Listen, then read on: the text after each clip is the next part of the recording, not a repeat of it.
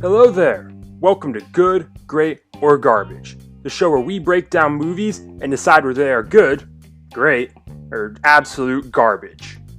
I'm your host, Jonathan Scheer, and welcome to the first episode of the show. Kicking off the show this week, we'll be breaking down two movies that I find to be close to my heart. Star Wars Ep01, The Phantom Menace, and Remember the Titans. And we'll be starting off the show with The Phantom Menace, and that movie will be starting off an 11 movie, which will be an 11-week series, where I'm going to go through the entire Star Wars saga and break down each movie, including the spin-offs. So before we get started, once again, I'm Jonathan Scheer, and this is Good, Great, or Garbage.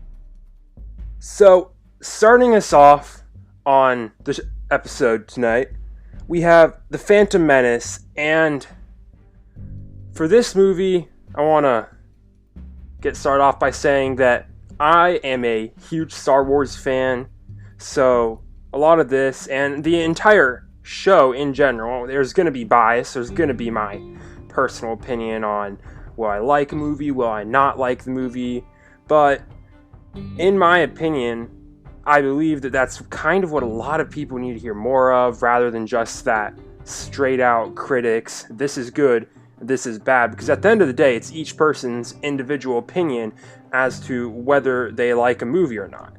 And I might be able to change your opinion on a movie that I go over, and The Phantom Menace, that's been a controversial one for a while. I mean, Star Wars, and everyone knows what Star Wars fans are like, so just gonna get right into it, and right off the bat with The Phantom Menace, you see the 20th Century Fox logo, which, now that we're in the Disney era, it's a bit funny seeing that relic of the past time. But beyond that, you see the iconic A Long Time Ago in a Galaxy Far, Far Away, and that transitions into the title crawl. And I was born in 2004. The only prequel I was alive that when it came out was Revenge of the Sith in 2005, and I don't exactly remember that. I was half a year old when it came out. But with The Phantom Menace, I can just imagine 1999, it's been about 16 years since Return of the Jedi came out, the last Star Wars movie to release in theaters, because we're not including the Ewoks movies. And I can only imagine what it must have been able to feel like sitting in those theaters 16 years after seeing the last one, that pure elation just to see that again. And I guess it was kind of the same with The Force Awakens. 10 years after Revenge of the Sith, of course, I became a huge Star Wars fan only 1 or 2 years before The Force Awakens came out. So for me, it wasn't that long for myself, but there's that. Just on, this was the first movie of the second ever Star Wars trilogy. But I want to start breaking down the movie, and in the title crawl, you see a couple things. And first off, the taxation of trade routes outlying star systems is in dispute, and that line in the first paragraph of the title crawl encapsulates one of the movie's major problems, is how much it is embroiled in politics. There's so many space politics, and they are important. There's a lot of parts of the story that wouldn't make sense without them, but in my opinion, it just wasn't delivered in the best way possible. The last line in the title crawl that I want to bring up is two Jedi Knights, the Guardians of Peace and Justice, describing Qui-Gon and Obi-Wan being sent out on that mission to the Trade Federation ships, and Guardians of Peace and Justice, that's the part I want to focus on there, and just want you guys to remember that as we go through the prequels and through the whole Star Wars saga, because the Guardians of Peace and Justice, that's actually something that's questioned again and again and again, if the Jedi did lose what they really were, Guardians of Peace and Justice, throughout the Clone Wars. But after the title crawl, we have the start of the movie, and It's the Republic ship, which sound, design of everything in this movie is phenomenal, but it's the Republic ship heading into the Trade Federation capital ship, and Obi-Wan and Qui-Gon are there, ready to negotiate with Newt Gunray and the Trade Federation. And this whole thing on the Trade Federation ship, I like this scene. I mean, this movie is slow at some points, but it doesn't start off slow, because within 6 minutes in, you're already having the Jedi fighting droids. But after the Jedi get there, you have the classic Obi-Wan line, the first line from Obi-Wan in the movie. I have a bad feeling about this, and that's just an iconic Star Wars line, and he's right to have a bad feeling about it, of course, as the movie shows you. And then we see Palpatine, Darth Sidious, for the first time in this movie, and the first of his iconic lines from this movie, in my opinion, is, "I will make it legal." And that just shows you Palpatine, he's not new to this. He's the bad guy of the entire saga. We see him in Episode 1, we see him in Episode 9. He's there all along, and this just shows how confident he is that he can manipulate anything. If he wants something to happen, it'll happen. And we see through the movies, through the TV shows, that he's not wrong. He can make anything he wants to happen nearly all the time. But as the Jedi fight the droids, which I like the battle droids, they're hilariously incompetent in a good way. When Qui-Gon's trying to get through to Newt Gunray says, "This is impossible." I like that, because it just goes to show that recurring theme of non-Force sensitive individuals who are just shocked at what the Force can do. They don't really believe it can do all the stories it says it can do, or in this case, Jedi being able to break through a ton of doors. I mean, if those characters don't believe it, just look at that guy in A New Hope who got choked by Darth Vader. But anyways, right before we leave the ship, one of my favorite lines from Obi-Wan in this movie is when he talks to Qui-Gon and says, "You're right about one thing, Master. The negotiations were short." I really like that line. Apparently not everyone does. I really like it, because Obi-Wan's whole character is on just being smart, on being quippy. He is arrogant, but not overly. So I like that line. And they take 2 ships down to the planet, but we do see Padme for the first time in this movie, until you learn later in the movie, this is Queen Amidala, 14 years old, and I actually do have some crazy respect for her, because, I mean, she's 1 year younger than I am right now, and she's leading an entire planet during a crisis, so, yeah, but then as we see the droid army descending to the planet, Separatist army theme, I love that theme. I love John Williams, but then we see the introduction of Jar Jar, and Jar Jar, honestly, he's the most hated character in Star Wars by a long shot. But it also, for me, the characters in the movie don't really like him too much either. Qui-Gon and Obi-Wan don't. But it shows for me just how good of a person Qui-Gon is, that instinctually he saves Qui-Gon, but later, after they save Jar Jar again, they go down to the Gungan city, and they've negotiated for a bongo, and they're about to leave through the core.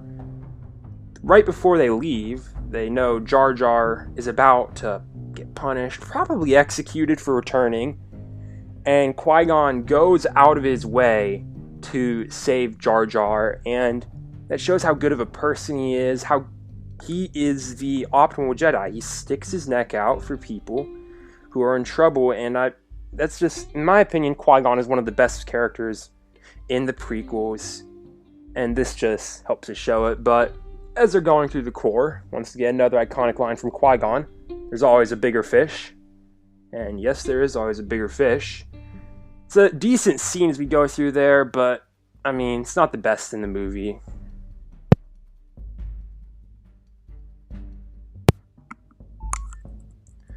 And after they get back up to the surface, we see them go and save Queen Amidala and all those guys.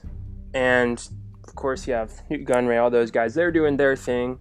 But when they get to the hangar and we see the Naboo ships for the first time in this movie, one of my favorite parts about this movie is the design of ships and vehicles. And that Naboo cruiser, the Nubian cruiser, is beautiful. That mirror plating, it looks awesome. And the Naboo starfighters, this is the first time we see them in this movie. And those things are possibly my favorite starfighters in all of Star Wars. They're just so cool, they're sleek, but they break free from Naboo, they fight. We see R2-D2 get introduced, and I like R2's introduction scene when he saves the ship. It really does feel like what we see R2-D2 like in the original trilogy. And we go to Tatooine, and people don't really like this one because, it's Tatooine. It's this whole, of course we have to go to Tatooine because the originals were in Tatooine. But it's the George Lucas quote, it's like poetry, and I believe it just fits the story so well. Luke Skywalker's father growing up on Tatooine and hiding Luke there would make perfect sense because of Anakin's history we learn, and that got a bit off topic there, but I like to say, going to Tatooine, it fits the story. All of the stuff on Tatooine through the movie, I like it. I think Anakin Skywalker in this movie, young Anakin, gets a lot more flack than he deserves. He's a good character and usually acts like a 9-year-old would in a lot of scenarios. We see the basis for why Anakin Skywalker is a good person. He's constantly jumping to help Qui-Gon and Obi-Wan. We meet 3PO for the first time as well, and another introduction. He's not a major character in the movie, but it's introduced, and hey, it's C-3PO, one of the most iconic characters in Star Wars. Anthony Daniels, who plays 3PO, is the only actor to be in every single Star Wars movie so far. But following all of this, the Tatooine thing, the pod race scene on Tatooine, in my opinion, that's the best. Not the best, it's one of the best parts of the movie. Just the design of every single ship, the set design, the special effects. I'm a huge racing fan. But this is, it's unique. It doesn't feel exactly like racing. It feels like Star Wars. And people talk about how it's too long, it goes off plot, but I love it. I think it shows a good, unique part of the Star Wars galaxy. It's a huge part of Anakin Skywalker's story. And just to show the design, and in case you remember something, a little fun fact, the sound design for Anakin Skywalker's pod racer engine comes from a Porsche, and the sound design for Sebulba's is a Ferrari with a hole in the exhaust pipe. So it shows Ben Burtt, sound designer, he goes through a lot of practical stuff to make the iconic sounds, the great sounds. But after the whole pod race scene, we see Anakin leave, and my favorite line in the movie personally is from Anakin's mom as he's leaving, and she says, "But you can't stop the change any more than you can stop the suns from setting." And that, in my opinion, is the line that encapsulates the entirety of Star Wars. All of these characters who are forced into stuff because things change. Characters show up, they meet people, or they're forced to because they lose their homes or something. They lose their families in Luke's case, and I just really like that line. But through all of this, we do go to Coruscant. We do see Darth Maul's only 2 lines in the movie. I think having fewer lines fits Darth Maul in this movie, because in this movie, he's just supposed to be a menacing, terrifying force. And as we leave Tatooine, we do see the first lightsaber duel in the movie. We do see the first lightsaber on lightsaber. Anakin drops, Maul duels Qui-Gon, and it's great. They escape. Anakin meets Obi-Wan. We all know the story between them, so just through the next few movies. And they go to Coruscant after this. They've escaped Tatooine. And then we see for the first time in this movie, good guy Palpatine, Senator Sheev Palpatine. And it once again shows you how he's so good at manipulating everything, playing both sides. I just really enjoy that. I think Palpatine is one of the best characters in the prequels, and a lot of people do.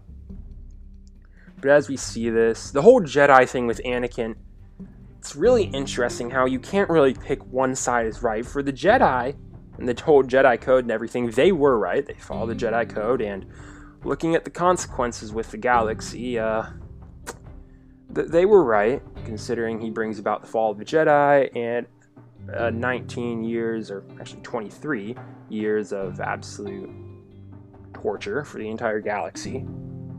But Qui-Gon's so convinced that Anakin is the chosen one. We see him threaten, just like say Obi-Wan can become a Jedi Knight. He's willing to do whatever it takes to train Anakin.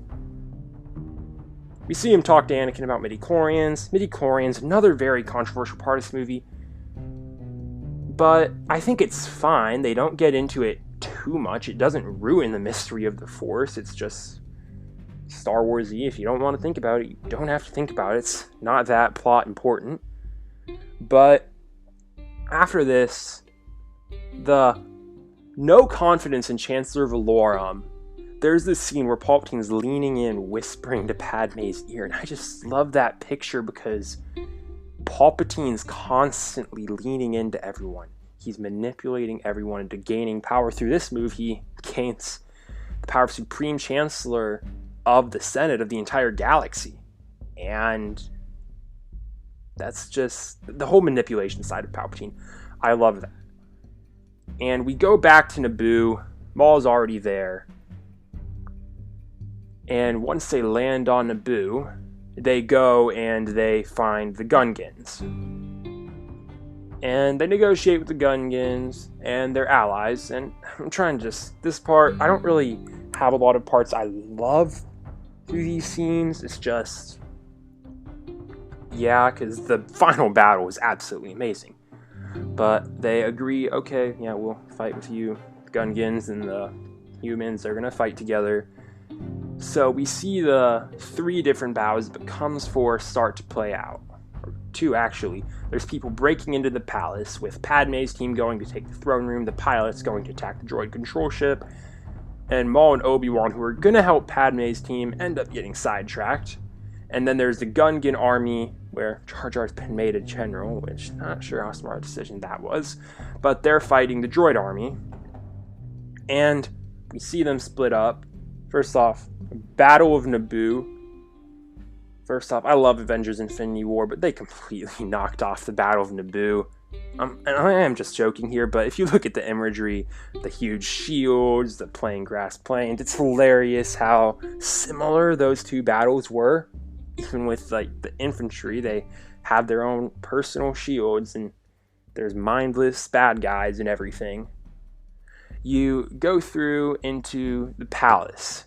Now we see them take out the droids, they take the ships, and Anakin gets in his ship. And then there's Maul, gets introduced. Darth Maul, the Duel of the Fates starts playing. He ignites one blade, and then he ignites another blade in the double-bladed lightsaber. This is the first time in Star Wars you've seen that, and when the movie came out, they didn't even show it in the trailers, so this was all new. It's amazing. Darth Maul, one of the coolest characters in the prequels, definitely one of the coolest in The Phantom Menace. And so Padme goes there, probably takes the throne room, probably the most lackluster of the battles, but I mean, when she does take it, they pull the double gotcha. They make them think that Padme in the throne room is a decoy, so all the troops go after the other one. Turns out she wasn't a decoy, and they take the throne room. I like that part. Battle of Naboo, it's cool, but considering that it's entirely relying on another battle, not the best of the 3. And then the ship battle and the duel with Darth Maul. Duel of the Fates, playing throughout all of this, possibly the best soundtrack in all of Star Wars. It's amazing. It's one of the most iconic pieces of music in all of movies, and I just love it. It fits everything so well. It's become, Space Battle is, in my opinion, one of the greatest space battles in Star Wars. It's clean. I love the Naboo starfighters. That makes it all better. Once again, defending 9-year-old Anakin. I mean, he's a 9-year-old in a space battle, so I'm pretty sure at 9-year-old, a lot of us would be handling that worse than him, but I mean, it's realistic. That's how a 9-year-old would be handling getting put in that scenario, just talking himself through everything. We move on, but then the duel between the two Jedi and Darth Maul, no words said. Qui-Gon dies with a smart move from Darth Maul, and Darth Maul just moves on. He just walks away and walks over to Obi-Wan and starts taunting him. We see Obi-Wan being impatient, and the two of them, they finish the duel. Obi-Wan gets knocked down, and I'm gonna pull out no joke here, but even when Obi-Wan has low ground, he has the high ground because Obi-Wan is the high ground. He jumps up there, slices Darth Maul in half, and as we all know, somehow he survives that huge drop after getting cut in half. So, good for Maul, but Qui-Gon's last wish tells Obi-Wan, train Anakin. Obi-Wan agrees just because it's Qui-Gon's last wish. He doesn't agree himself. The battles are all over. We go to Qui-Gon's funeral. And one of my favorite shots in the movie here is Yoda and Mace Windu are talking, and Mace Windu asks about which was destroyed, the Master or the Apprentice, regarding the Sith, now that the Sith have returned. And after he says that, the camera just slides over, and we see Palpatine's face on the right side of the screen, and just zooms out, and it focuses on Palpatine. I just love that shot. It's subtle, but they don't need to hide that Palpatine's the bad guy, because we all know that Palpatine's the bad guy. And then there's the last line, peace, and that's the movie. I love seeing written and directed by George Lucas at the end of every movie. For me, that's my personal hero. One of my role models, guy, has always been a legend to me. But anyways, on the movie, on the good, great, or garbage scale, I'd say it's a good movie. It's not a great movie. It's definitely not the best Star Wars movie. It's a good movie. World building and design off the charts. Everything is beautiful in this movie. The story in this movie is pretty good. I'd put that on great. But the characters are better than they get credit for. Jar Jar is not as bad as everyone says he is. And in defense of Jar Jar, George Lucas, when he's made these movies, he said these are movies made for 12-year-old boys. These are movies, and the 12-year-old, the boys part of that, it's not important. But it's just the 12-year-olds. That's what's important, and he makes these movies for kids. And I remember when I first saw the movie, I think I was like 9 or 10, and I loved Jar Jar. He was one of my favorite characters. And I'm still really young. I'm only 15. And it's just, since I liked him then, I still kind of like him now. My opinion hasn't changed too much. Young Anakin, once again, made for kids, so you're going to have a kid be a hero. And he acts like a 9-year-old would throughout this entire movie, especially one who's been in life or death races and has been enslaved. So it's actually pretty accurate. But the dialogue in this movie, it's a bit rough at times, and that really just drags it down. I can't really place what makes this movie bad. The dialogue's not the best. Sometimes the characters aren't the best. There are some questionable story decisions, but all in all, it's still a good movie. So, first one of the Star Wars movies, Episode 1, The Phantom Menace, I'm going to have to say it's a good movie. Moving on.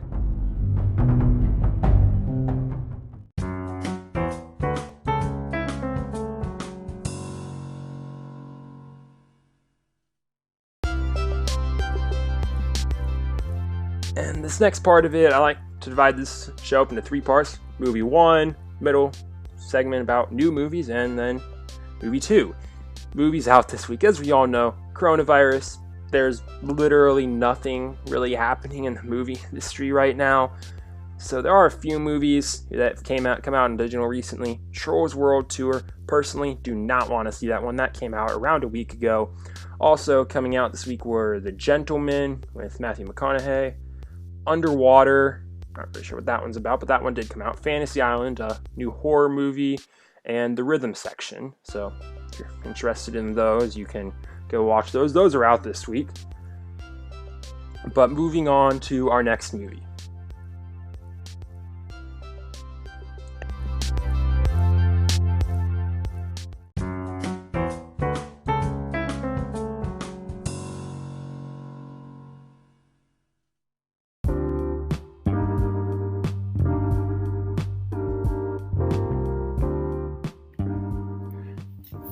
And the next and final movie that I'm going to be talking about in this episode is Remember the Titans, a movie that on a lesson level, a moral level, is deeper than the Phantom Menace. And here to help me out with this one, I have a special guest, my own brother, Darryl Scheer. Hello.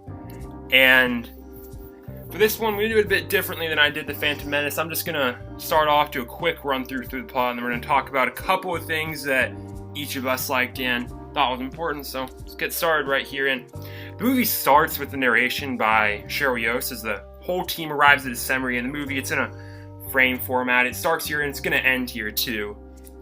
And we then flash back to the time period, 1971, the year where the majority of the movie takes place, starting off with a riot over the school merger between T.C. Williams High School, the African Americans, and the whites now having to go to school together.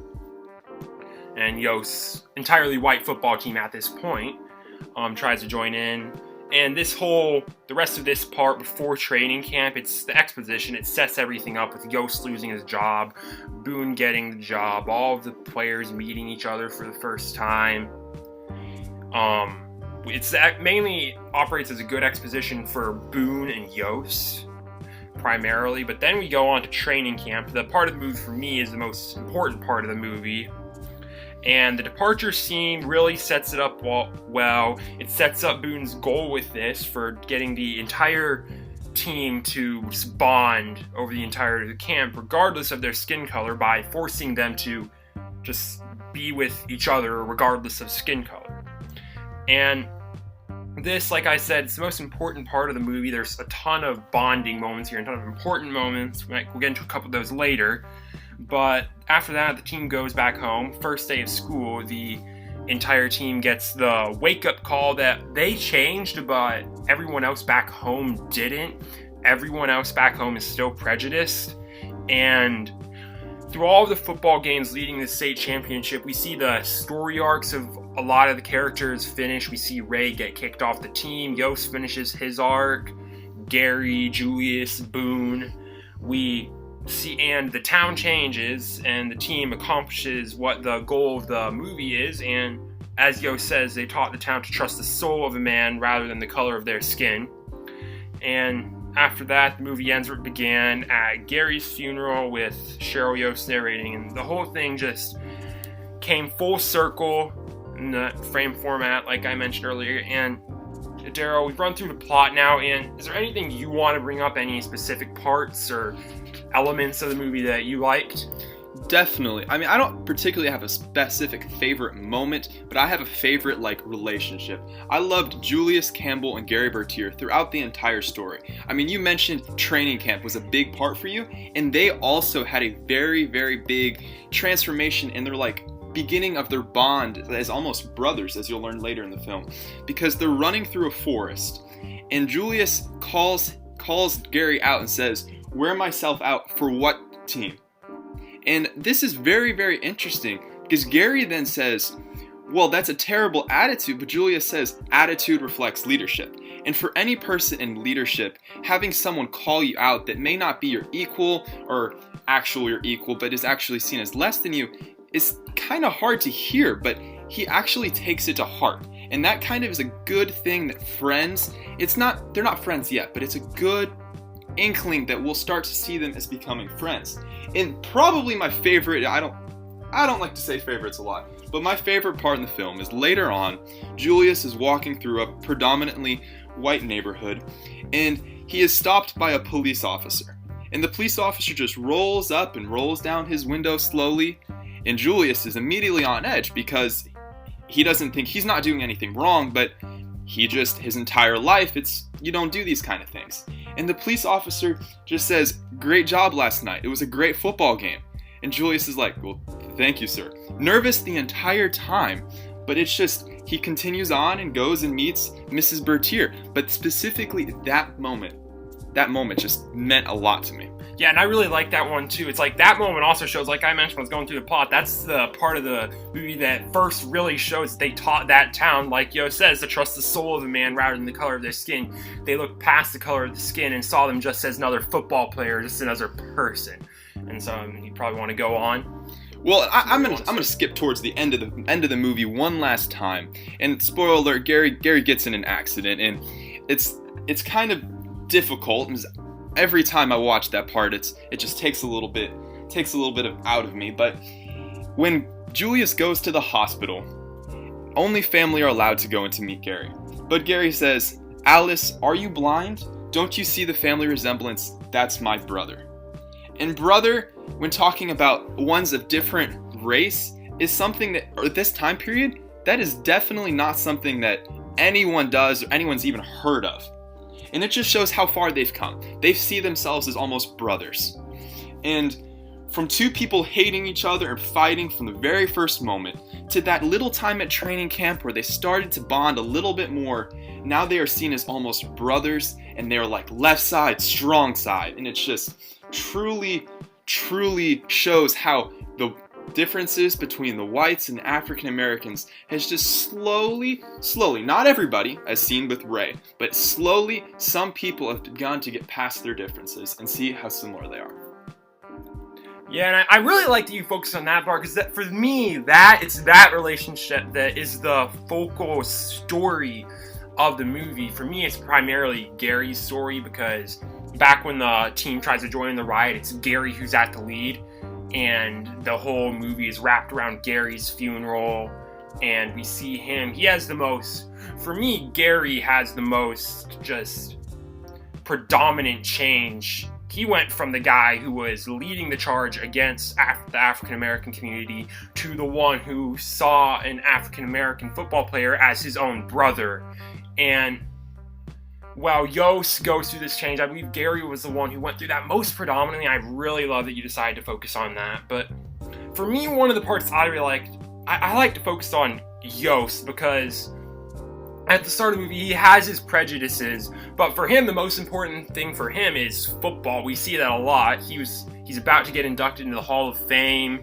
He's spent decades trying to accomplish that goal, and we see him, he gets mad. Well, his daughter's the one who gets really mad once he loses his job to Boone, but he's mad. We hear the guy who's telling him this say, well, we had to give them something, referring to the African American community as the merger occurred and Boone getting the head coach job. But the relationship between Yost and Boone, we see that, and then we see Boone, he gets the news that he is now the head coach at TC Williams, and he doesn't like it because he had the same scenario happen where he spent years building up a team and made them good and was successful, and then he had the job taken away from him. And he has the thing where he doesn't want to do that same thing to someone else. But then he does do it because, like the person who's talking to him says, he marched with Martin Luther on Washington, and he takes him outside in front of his house, and there's a lot of members of the African American community there just thanking him, and it goes to show that how important he is. And this is what drives him. He feels pressure. He sees a responsibility, that it's his responsibility to just be the one at the lead trying to fight for equality for the African American community. And as the movie goes on, we see the two of them who are constantly clashing with their idealistics. Like, Boone has only 6 offensive plays, and Yost has a playbook that's a lot more complex than that. But we have Boone leading the offense, Yost leading the defense, and through all the football games, there's this continuing trope that we see. One of the coaches, it's either Yost or Boone, walks past the other and just slips some recommendation about what they should do with the defense, what they should do with the offense. And like Yost would say, you just worry about your offense, coach, I'll worry about my defense. Or Boone would say, you just worry about your defense, coach, I'll worry about my offense. And when we come full circle, I'm gonna finish that up.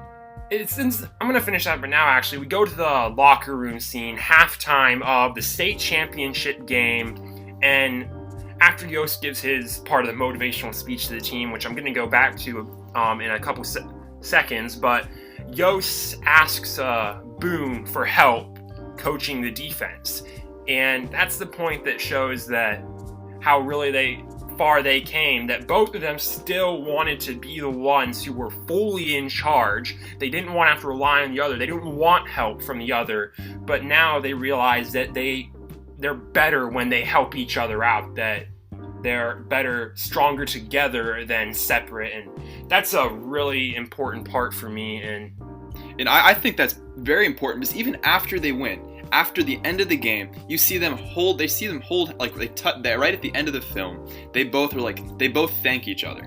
They both say, "Thank you for sticking around," is what Boone tells Yost. And Yost also tells Boone, "I learned a lot from you this year." And at the beginning of the year, I don't think they even in the back of their head imagined potentially learning something from the other. But they both did, and I think that makes it even more special. Yeah, I completely agree with you, but I want to focus on Yost's side here. We see Yost changing, mainly his thing. He worked for decades for the Hall of Fame, and at the Hall of Fame meeting, one of the other white predominant guys let slip to him that just let us handle it, you don't do anything, Hall of Fame's yours.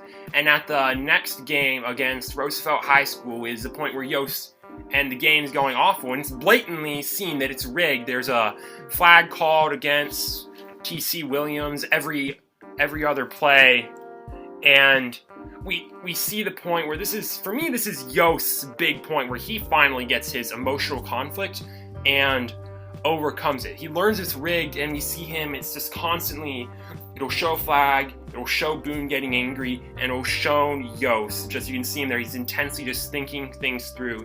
And then, at the point after a holding call, Cheryl, sitting in the bleachers, she's screaming, and he looks back and he sees her, and for him at this moment, we saw earlier where he let his daughter go over to the Boones and hang out with Herman Boone and go over film and stuff, and his daughter, he sees her, and that's the final push for him. He sees that what she believes in, that it's just the football team and that it's wrong, and that's the final push for him, that yeah, this is wrong. He goes out to fix it, and he says, when he goes out for the refs, and this is the moment where he rejects his pass.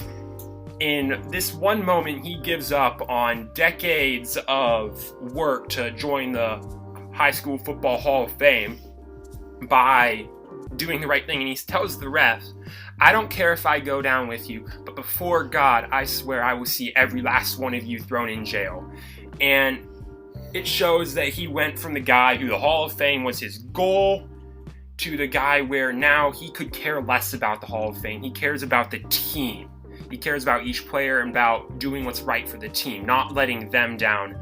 And for me, that goes to show, we see him after the game when he learns he's lost the Hall of Fame, he doesn't really care. He's solid set in his decision. He smiles even. And for me, that shows that he made the emotional conflict and he's rested. And we see that in the locker room during the state championship game at halftime, after Julius Campbell gives his thing where the team, they expect perfection so far. And then I already talked about how Yost asked for Boone's help, but Yost says to the team and thanks them because they taught the town, "You taught this town to trust the soul of a man rather than the color of their skin." That's the lesson that Yost learned, and he knows that's a lesson that the team taught him and the entirety of the town. So for me, Yost's turning point shows the overarching lesson of the film. Well, Gary showed the turn of one person, Yost showed the turn of a whole community. Mm-hmm. And I think a part that not many people point out at the end of the film is you notice that not many of these players go on to play football. It kind of tells you where they go on in life, and a lot of them go to be, I believe, doctors, and they just go on to do other professions. And that shows how maybe this one time, it didn't just change the town. They moved on in life, and it continues. And that's where slowly after like this time period, we continue to see more of this unity, more of this team spirit, and actually just seeing, as you mentioned, the soul of the man. And I think that point in pointing out where these players went on in later life, I think that kind of expands it beyond just a football team in Virginia. Exactly. You have your stereotypical football movie with the underdogs who they're getting beat up in the state championship game. They get the motivational halftime speech, and they win. This is, like you said, that shows that it's more about than just a football team winning state championship. This movie was never about a football team winning state. It was about a football team teaching the town to trust the soul of a man. So I really like that you brought that up, because I didn't really think that through until now. So, like I said, there's a lot of this movie, a lot of good parts, and there's a lot more that I could have talked about, but that's where I'm gonna call it for now. Just talking through these main points that I think is really, really critical. And coming down to the full final movie review for me, I rated The Phantom Menace as a good movie. It's about halfway there. It's not great, not good. It's not garbage. It's good. It's decent. For this movie, though, for me personally, I believe this is a great movie. This will always be definitely in my top 10 list of all time movies. For me, I love this movie, and so it's a great movie. The plot, it runs well. The overarching lessons and the way that those are portrayed is just really good. It's smooth narrative. It's an entertaining movie. That's the most important part. You can have a great lesson, but if the movie isn't entertaining, then it's worthless. This movie balances that really well with challenging a serious topic and keeping a very entertaining movie as well. And for me, that makes this movie it's at the top of the great tier for me. So if you haven't seen this movie before, I highly recommend you go and watch it sometime soon. I mean, a lot of us are in quarantine, so just take a couple hours and watch this great movie. If you have seen it, rewatch it again. Just appreciate it for the movie that it is. So basically, to wrap everything up for this week, we did The Phantom Menace. It's a good movie. There's definitely a lot better Star Wars movies. We will be going on next week talking about Attack of the Clones and continuing on through the Star Wars saga. But then Remember the Titans, what we finished off this week. Great movie. Highly recommend that you watch it. And I'm not entirely sure what we'll be going over for our second movie this next week, but look forward to it because it'll be another great one. Or it could be garbage. That's the whole point of this. We look through the movie, see, are they good, are they great, or are they just straight out garbage? So, finishing off, Remember the Titans, a great movie.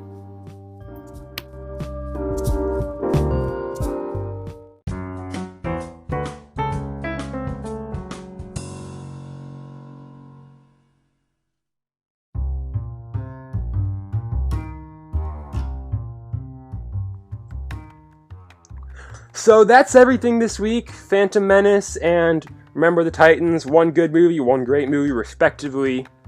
And thanks for listening in this week. If you enjoyed the show, make sure you subscribe to hear more weekly about good, great, and garbage movies. Make sure you subscribe to the show. And just look forward. We're doing Attack of the Clones next week. Maybe not entirely sure what we'll be doing for the next one. But I would like to give a special thanks to Darryl Scheer for coming on and talking about Remember the Titans with me for this episode. And a special thanks to all of you guys for listening in this week. And I hope you enjoyed it. And come join us next week when we decide if Attack of the Clones and one other undecided movie are good, great, or garbage.